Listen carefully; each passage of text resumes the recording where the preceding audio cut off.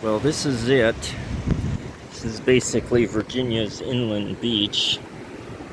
Unfortunately, it doesn't look like I have time to really get in. So you can see still some pretty cool geology here, though. This is part of what they call the Virginia Fall Line. These are the bigger rapids out here. This is some serious current. Yeah, that's one of the main, you can see the main difference between an inland beach and, well, inland beaches can be on lakes too that don't have much current at all, but on river-based ones, like here in Richmond, the current is all in one direction. It's very chaotic. You got to be careful. Look at how much, that water has some serious power. Look what it's done to this solid rock. Now you got to remember though, this solid rock here, this is the Virginia Fall Line.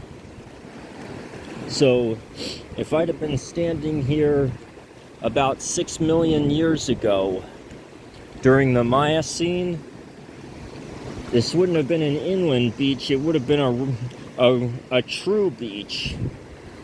But when the ice sheet formed in Greenland during the Pliocene, sea level dropped down to pretty close to where it is today. And then when Canada and Russia froze over at the beginning of the Pleistocene, sea level dropped even more. So basically, from probably just within a few kilometers either way of here, at some point during the Miocene, the high tide line was probably right here, or at least within a few hundred meters anyway. So, and it's that, and the fall line is actually the erosion scar from the Miocene sea level. It goes all the way up and down the east coast. So everything from there up was dry land, and everything from here on back was on the seafloor, was seabed. And the fall line here marks that spot. And then of course the rugged, that scar produced a small drop, and that's why all these rapids are here.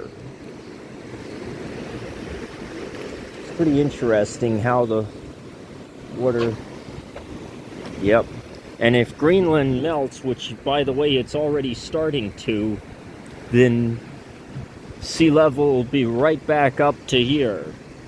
And of course, it wasn't just Greenland, that the ice sheet in Antarctica was only about half the size that it was that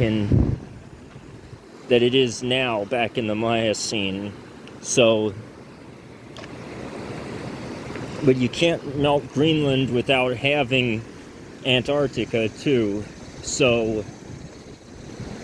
which is exactly what's starting to happen on both sides. So yeah, might be a good idea to come up with some better ways of producing energy than burning fossil fuels, or at least half of Richmond might very well find itself underwater, just like in the Miocene.